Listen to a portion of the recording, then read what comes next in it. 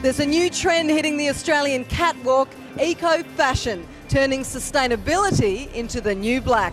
Australian fashion has been one of our slowest industries to embrace the eco-boom, but now a handful of designers are urging others to get serious about keeping our environment as cool as our clothes.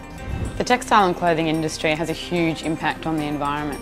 It has one of the biggest impacts of any single industry, and it's actually been one of the last industries to take sustainability seriously.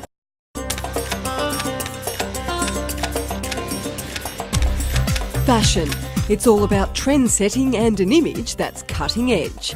But when it comes to the environment, the wonderful world of couture is looking rather uncool, and the Australian industry is fast needing a new look.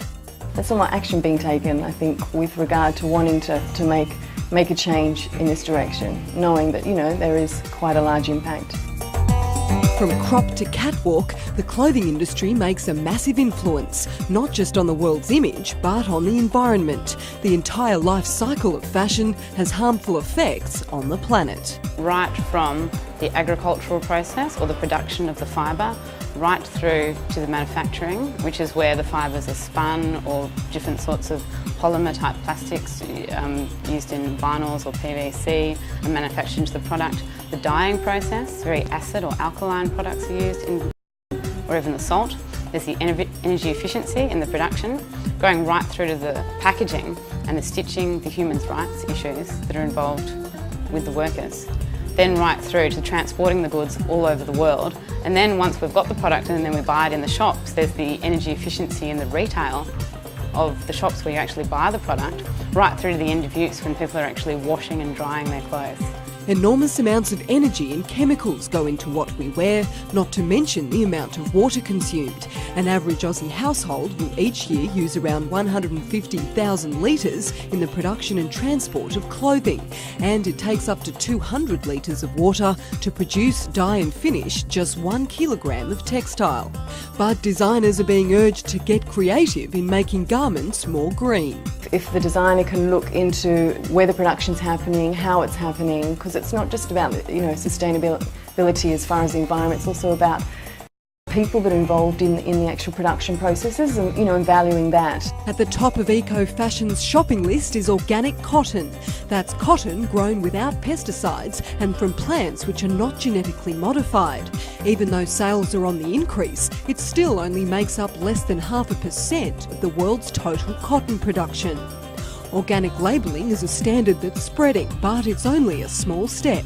And now the couture call is out for the entire industry to embrace a complete set of environmental standards for fashion. We would really like to see the industry to take this on so consumers know whether the garment they're buying is sustainable or not. At the moment, the consumer has no idea what to believe. Katie Patrick is CEO of the Australian Green Pages Directory, a magazine that lists over 6,000 sustainable products and offers solutions to help green your lifestyle.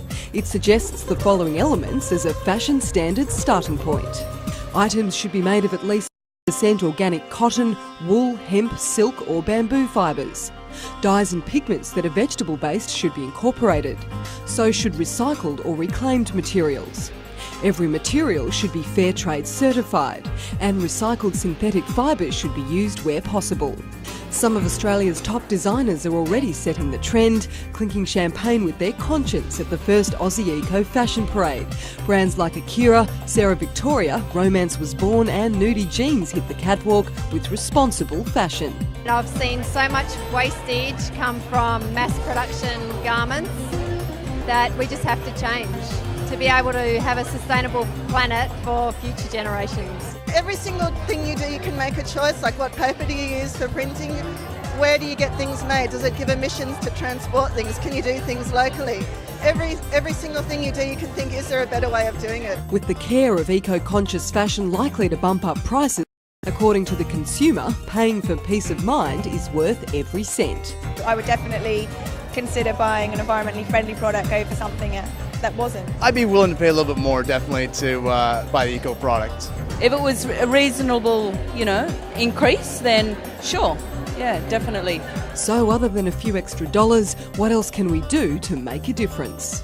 Buy Australian items, not only to support our own industry, but to reduce the pollution and emissions caused by transport.